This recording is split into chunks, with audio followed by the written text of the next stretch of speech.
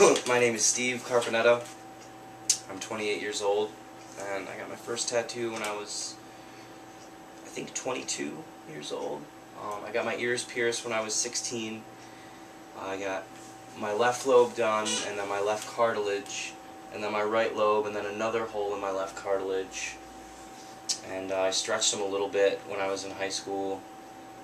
I think I got them to like a 6 gauge, and my mom freaked out and made me take them out. I wanted to pierce my ears and stretch them, honestly, because a lot of cultural influence, a lot of bands I looked up to, and just people that I admired had their ears pierced. And stretching, I mean, that sort of was just a thing that a few people in my high school started to stretch their ears that were a couple years older than me. And I just thought it was cool, and I was always kind of like a weird dude somewhat in high school, so I just figured it was something I could give a go.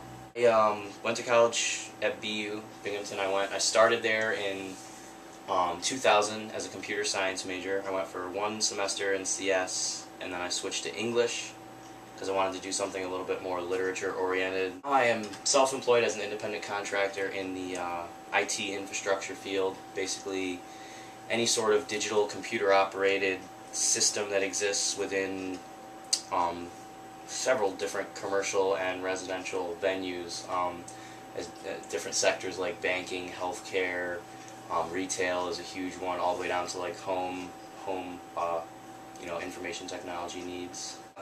I mean, it's not that I don't have a clean appearance, but I know that stretched ears are the immediate, and pierced lip, I guess, is the like in your face sort of indication of not your normal dude. And then if I'm wearing short sleeves, then the tattoos obviously come into play a little bit too. But I believe that there's like a formula that people use to assess you as someone who's about to like do service in their business. And definitely your appearance is one thing. Cleanliness is a huge one. And then the whole tattoo and piercing thing is another element.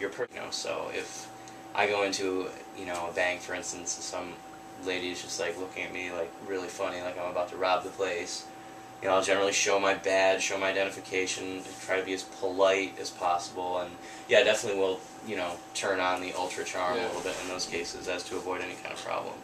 Today we're on a residential telephone repair call, which these are amazing because it can be I walk in and have to do nothing at all and like change a phone jack, or I can have to like run a cable inside someone's home. But the whole dynamic of being inside someone's home sort of is weird because you never know what kind of house you're going to be going out to. There's lots of amazing, colorful people in the world. Effect, right, the Craigslist effect is definitely in major effect. So we really have no idea where we're going, but I try to hope for the best. I do remember this one time where I was working out in like near Liberty, New York, and the ladies were really cool. And then this one bus driver came in and like just started trying to like get involved in the conversation I was having with this one lady and just sort of inject her little bit of attitude. And she said something about how her son was in the Navy or something, and I was like, wow, that's really great. I mean, that's awesome. It's really cool that he's chosen a path for himself, and he's going to do it. That's awesome. And she said something like, yeah, well, he thinks about his future or something. And she goes, oh, and by the way, and she started talking about my ears, and I was just like, oh, man, like, if I was here in anything but a business setting, like, you would be crying yourself to sleep on whatever pillow it is you lay on at night, lady. Basically, we came to repair a phone jack, and the phone jack that we're here to repair had no wiring to it, but apparently it worked like 20 years ago. I don't know how.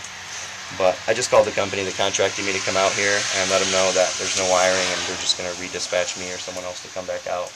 Yeah, basically I'm getting a real hard time because of the way I look. These days I feel like body modification is something that's a little bit more out, as in, your average cashier at Target or your average server at Red Lobster may or may not have like a stretched ear or like a little facial piercing or something subtle going on, or like a slightly visible tattoo coming out of their uniform. I feel like the stigma has been reduced a little bit. I mean, it's still huge, but it's to the point where it's not so much a thing that like the rich people turn their nose up at anymore, I don't think so much, because at least in my experience, I haven't really seen any particular demographic be particularly turned off by my visible body modification. Thank you for your time. Cool. Alright, awesome.